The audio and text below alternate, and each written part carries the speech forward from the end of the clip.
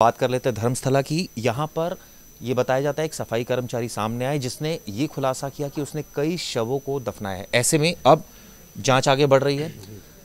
13th site तक पहुंचने का प्लान है। अभी तक हो सकता है आने वाले वक्त में और भी साइट्स को खंगाला जाए, लेकिन सवाल ये उठता है कि दो साइट्स हैं, वहाँ हड्डियां भी मिली हैं। क्या ये, पहले तो ये बताइए, फॉरेंसिक जांच से साफ हो गया है कि ये इंसानी हड्डियां हैं या नहीं? अभी तक देखिए ऐसी कोई रिपोर्ट्स तो सामने नहीं आई हैं और ये इंटरनल रिपोर्ट है। शायद एसआईटी मीडिया के सामने अभी बताना ना चाहती हो और वो वेट कर रही हो कि और भी बाकी जगहों की जो हड्डियां हैं मिले, उनसे मिलने के बाद ही पता चले कि सच में इंसानी हड्डियां हर जगह मिल रही हैं कि कहीं कुछ जगह जो फॉसिल्स हैं वो बोन्स जो हैं वो जानवरों के हैं या किसी और चीज़ के हैं। सवाल ये उठता है प्रवेश, अचानक ये मामला प्रकाश में आ जाना, एक सफाई कर्मचारी उठ के आ जाता है और वो बोलता है कि मैंने दफनाया था। वो कहाँ था आज तक?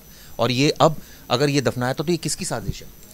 वो तो सीधा सीधा आरोप तो लगा रहा है कि जिन लोगों का इसमें हाथ है वो बहुत पीढ़ियों दर पीढ़ियों से चला आ रहा है कि वहाँ जो लोग पावर में हैं, जिन लोगों के पास पावर है, वहाँ जिन लोगों के की सत्ता वहाँ काबिज है, उन्हीं लोग, एक तरह से उसने पूरा जो इल्ज़ाम है वो धर्मस्थला के ट्रस्ट के लोगों पे ही लगाया है। और उसका आरोप ये था कि और मैंने खुद, उसने कहा है कि मैंने खुद वहाँ बॉडियाँ दफनाई और मैं सफाई कर्मचारी था उस समय में और मुझे पता है ये जगह पर बॉडी, आपको डेड बॉडीज मिल जाएगी। तो वो क्यों अब तक चुप रहा? ये कहना है उसका कि उसके घर वालों के साथ जब ऐसा कुछ हुआ जिसके बाद वो अब सामने आया है। मतलब वो क्या घबरा गया था या वो उसके ऊपर कोई प्रेशर था? क्या वजह थी, क्यों उसने ये इतने सालों के बाद ही बात बताई? अब इसको, ये तो उसको ही जानकारी होगी कि उसने इतने दिनों तक क्यों छुपा कर रखा। लेकिन देखिए कभी भी कोई सामने आए, मीटू केस था, मीटू केस में तो कितने दिन बाद आकर जिसके साथ हुआ है वो सामने आता। ये तो जैन आपने बड़ा अच्छा इसमें वीडियो बनाया था जिसमें आपने बताया था जैन समुदाय ने ये टेक ओवर कर रखा था, ट्रस्ट चलाता है। और सिर्फ मंदिर ही नहीं है, कई सारे कॉलेजेस हैं। ये देखिए 17th सेंचुरी से पहले ये प्राइवेट लोगों के हाथ में थी, पूरी मंदिर की भागदौड़ और पूरे संस्था की। अब उसके बाद क्या हुआ कि एक वॉर हुआ जो आपको याद होगा, एंग्लो मैसूर वॉर। उसके बाद जो ये मंदिर की कमान है, पहली बार भारत में एडमिनिस्ट्रेशन वो दिया जैन समुदाय के लोगों को, और जो पूजा पाठ थी अंदर की वो सेम ब्राह्मण्स कर रहे थे, ब्राह्मण्स को दिया गया। जिसमें क्या था कि अब जो पीढ़ी जो संभाल रही, 12वीं पीढ़ी है जैन, हाँ 21वीं पीढ़ी और जैन समुदाय की, वो है हेगड़े फैमिली। और इन्हीं फैमिली के जो हेड होते हैं वो धर्माचार्य होते हैं, मतलब जो जिसके पास पूरी पावर होती है उसको धर्माधिकारी बोलते हैं। एक आम भाषा में लोगों को समझाने के लिए बताइए, कर्नाटक का ये पूरा मामला है। धर्मस्थली क्या कोई जगह है या कोई मंदिर है या कोई ट्रस्ट है या उसके एक तरह से बड़ा अम्ब्रेला है, उसके अंदर छोटे छोटे अम्ब्रेला? एक चीज़ समझिए, किसी भी जगह आप जाते हो, कोई भी धार्मिक स्थल पर, जैसे काशी विश्वनाथ हो गया, कोई भी मंदिर, तो उसका एक ट्रस्ट है, शिरडी साईं बाबा। तो धर्मस्थला एक पूरा टाउन है, उसके अंदर एक मंदिर है और उस मंदिर का एक ट्रस्ट है। वो ट्रस्ट जो है अलग अलग सामाजिक कार्यों में है, जैसे स्कूल है, इंस्टीट्यूशन है, हॉस्पिटल है, तमाम 40 से ज़्यादा उनके इंस्टीट्यूशन है। ऐसे उनको फाइनेंशियल एड कहाँ से आ रही है? लोग दान पुण्य जो कर रहे हैं, दानपुर शिरडी साईं बाबा जो ट्रस्ट है वो उसके हॉस्पिटल्स हैं, कॉलेजेस हैं, सब कुछ है। तो जो ट्रस्ट, ये इतना बड़ा हादसा हुआ, इतना सामूहिक हत्याकांड हुआ, सरकार को पता नहीं चला? सरकार सो रही थी, प्रशासन सो रहा था, सब सो रहे थे। ये जो ट्रस्ट मनमानी चले जा रही थी वो करे जा रहा था। वो इतना पावरफुल है कि कोई आज तक उस पर कोई सबूत नहीं मिले ना चिराग जी, कोई सबूत नहीं मिले। और बहुत बार ऐसा कहा गया कि इन्वेस्टिगेशन और जांच सही से नहीं हुई क्योंकि बहुत इन्फ्लुएंशियल लोग थे और पावर बहुत ज़्यादा थी, जिसकी वजह से हर बार जो जांच थी या जांच पूरी नहीं हो पाती थी। जैसे कि आपको पता होगा कि 2012 के आसपास एक लड़की की हत्या हो जाती है, और रेप और मर्डर, उसमें पुलिस इन्वेस्टिगेशन करती, पुलिस इन्वेस्टिगेशन से लोग सेटिस्फाई नहीं होते, प्रोटेस्ट होता है पहली बार और खुलकर लोग धर्मस्थला के अपोजिट में आते। और उसके बाद क्या होता है कि सीबीआई को जांच दे दी जाती। जिस शख्स को गिरफ्तार किया जाता है वो मेंटली इल था। वो अब जब ये मामला कोर्ट में गया, कोर्ट ने बोला तुम लोग ने तो गलत शख्स को पकड़ लिया है। और नहीं तो उसका इससे केस से क्या मतलब है? इस धर्मस्थला से उनका कहना था कि इसकी हत्या किसी ऐसे शख्स ने की है जो कि इससे ही जुड़ा हुआ है, धर्मस्थला से, हाँ ट्रस्ट से जुड़ा हुआ है। लेकिन अक्यूज तो बरी हुआ इसमें। तो वो जो अक्यूज था वो इससे जुड़ा हुआ नहीं था, वो तो एक मेंटली इल को ला दिया। तो उसको बोला गया कि मतलब क्या उस लड़की का किसी ने मर्डर और रेप किया ही नहीं, मतलब किसी ने तो किया ना। अगर वो अक्यूज बरी हुआ मतलब इन्होंने सही शख्स को नहीं पकड़ा, जिसमें कहीं ना कहीं इन्वेस्टिगेशन में खामियां थी, और उसमें सुप्रीम कोर्ट का बाकायदा ऑर्डर था कि जिसमें कि जो जांच अधिकारी है उनके खिलाफ भी कार्रवाई हो। उस केस में क्या हुआ? कुछ नहीं। मुझे बताइए, कोई एक परिवार, कोई हमने निठारी केस देखा, परिवार सामने आए, मीडिया के सामने चिल्लाए, सीबीआई को जांच गई, आरोपी पकड़े गए, वो अलग बात है बरी हो गए, लेकिन पकड़े तो गए। मुझे तो लगता है कि ऐसा इतना क्या पावरफुल कि कोई एक परिवार सामने नहीं आया उनके? मुझे तो लगता है कि इतना बड़ा धांधलेबाजी है। एसआईटी को क्यों दिया जांच? वो तो सेंट्रल एजेंसी है, एसआईटी भी मतलब सेंट्रल एजेंसी, स्टेट एजेंसी है। सीबीआई को देना चाहिए था। जब इतनी बड़ी चीज़ें निकल कर सामने आ रही है, स्टेट को क्लैरिटी दिखानी चाहिए थी कि नहीं, हम एसआईटी से भी नहीं कराएंगे खुद। तो सुप्रीम कोर्ट भी इस पर संज्ञान ले सकती है अगर चाहे तो। हाँ, ले सकती है, क्योंकि इतने ज़्यादा आरोप लग रहे हैं। और आपने कल तक देखा कि किस तरह से मीडिया को मतलब खबर दिखाने से, फैमिली का नाम लेने तक से रोका जा रहा था। आरोपी अगर कोई आपको बताएगा भी, आपके ऊपर कोई आरोप लगा रहा है, तो आपको आरोपी बोला जाएगा ना, अपराधी तो नहीं बोला जाएगा। आरोप गलत रिपोर्टिंग हो रही है।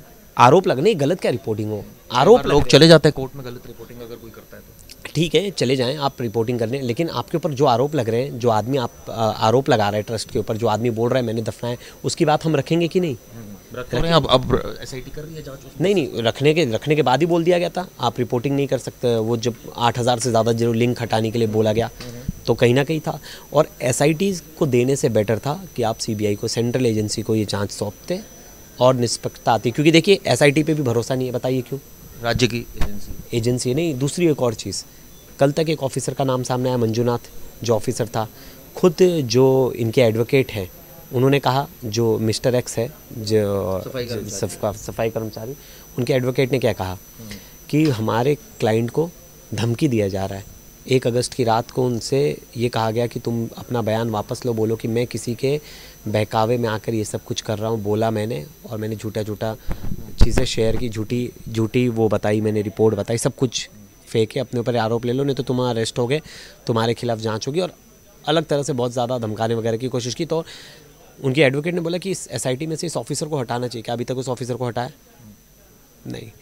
स्टेट एजेंसी खुद ही जांच करेगी, सब कुछ खुद ही करेगी, मीडिया नहीं। एक सवाल सिर्फ समझ नहीं आ रहा कि इतने सालों से गोरख धंधा चल रहा है, कोई एक ऐसा शख्स नहीं आया जिसने आके इसका विरोध किया ना? विरोध कर रहे थे ना, बोला जा रहा है ना, विरोध करते थे लोग, गायब हो जाते थे अचानक से, मिलते नहीं थे, कोई विरोध करने की हिम्मत नहीं करता था। तो इस पर जो वीरेंद्र हेगड़े हैं, उनका खुद का बयान क्यों नहीं सामने आ रहा? वो क्यों नहीं आके स्पष्टीकरण दे? उनके भाई तो कोर्ट जा रहे हैं ना, उनके भाई कोर्ट जा रहे हैं ना, कोर्ट जाके वो कह रहे हैं कि हमारी फैमिली को बदनाम किया जा रहा है और ट्रस्ट को बदनाम किया जा रहा है, इसकी वजह से हमारी इमेज हार्म हो रही है। तो कौन लोग मार रहे हैं वहाँ, दफना रहे हैं? कौन लोग थे? ये तो बहुत सालों से, मतलब ऐसा नहीं है कि 1-2 सालों, ये जो आरोप है, इल्ज़ाम लगे 1-2 सालों के, ये तो कई सालों पुराने से बताया जा रहा है कि कई सालों से चलता आ रहा है।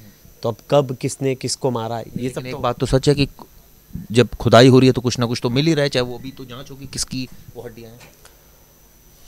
जांच होगी। अब देखिए चिराग जी, हड्डियां मिलना मतलब क्राइम नहीं, हड्डियां मिलना मतलब क्राइम नहीं। प्रूव होना कि जो शख्स गायब था इस एरिया से, उसकी हड्डियां और उसके तार किससे जुड़ते हैं, तब।